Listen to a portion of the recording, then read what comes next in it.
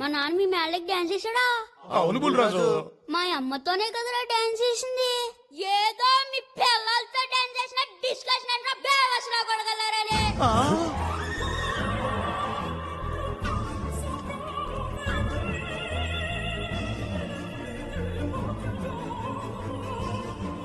మా వాడు OTT web series చూసి పాడైపోయాడు. కొంచెం అడ్జస్ట్ చేసుకోండి.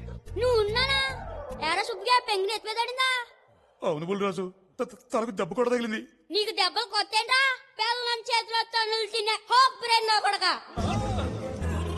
ఎరా అప్పియే అప్పుడాలు ఒడియాలైనయా? అవును బుల్రాజు. మా నాన్న వేసేదే నాజుగ్గా 2 స్టెప్పులు, ఒళ్ళు కదలకుండా భూమి కదలకుండా ఓ పోజు ఎట్టి,